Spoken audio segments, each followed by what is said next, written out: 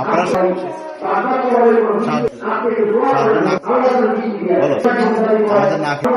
আমাদের আমি মাদ্রাসায় পড়ি।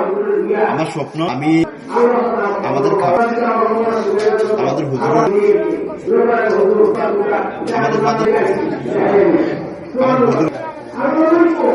আমাদের হুজুরের সহযোগিতা আজকের ভিডিওটি। আমার নাম আমার বাবা নেই, আমি মাদ্রাসা আমার স্বপ্ন